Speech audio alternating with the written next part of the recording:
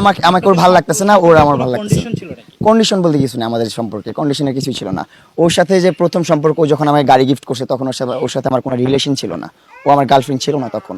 ও আমাকে যখন আমাকে ছোট ছোট মেটেরিয়ালস যেগুলো বলছে আমি গিফট করছে, যেমন মনে করেন একটা মোবাইল গিফট করছিল, দেন একটা ড্রোন গিফট করছিল, ক্যামেরা গিফট করছিল, এগুলো যখন গিফট করছে তখন ওর সাথে আমার কোনো রিলেশন ছিল না। ও অ্যাজ এ আমার ওয়েল উইশার বা একটা ডাই হার্ট ফ্যান হিসাবে আমাকে গিফট করছিল তখন। তো এইগুলা রিলেশনের বাইরে ছিল।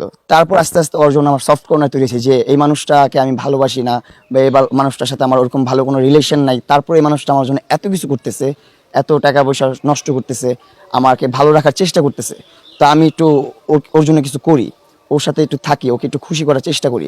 ওর সাথে আমি ইচ্ছা করে দেখা করছি, ও দেখা করতে চাই না আমার সাথে, আমি জোর করে দেখা করছি যে এই লোকটা আমাকে হেল্প করতেছে, ভালো রাখার চেষ্টা করতেছে, যে তার জন্য আমি কিছু করতে পারলে নিজেকেও ভালো লাগবে, নিজের আত্মাও শান্তি লাগবে। তো এইভাবেই ওর সাথে আমার সম্পর্ক শুরু আস্তে আস্তে। তারপর প্রথমে কিন্তু ওর সাথে ফ্রেন্ডশিপই ছিল আমার, তারপর আস্তে আস্তে রিলেশন বিল্ড আপ হলো ওর সাথে।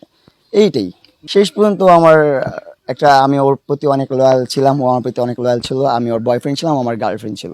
অ্যান্ড ওই জিনিসটা অনেকবার রিভিল করছে, অনেকবার ভিডিও করছে। তারপরও জনগণ কি করে, বারবার প্রশ্ন করে যে আপনারা জামাই বউ, আপনারা বুড়া বেটার কি বুড়া বেটির জামাই, বা ছেলের বয়সী ছেলেকে বিয়ে করছে, এগুলা বলছে অনেক মানুষ। ও অনেকগুলো স্টেটমেন্ট দিচ্ছে, প্রায় 10 থেকে 15টা ভিডিও আপলোড করছে, যেগুলো ভিডিওতে মিলিয়ন মিলিয়ন ভিউ, এক একটাতে 3 মিলিয়ন 4 মিলিয়ন ভিউ।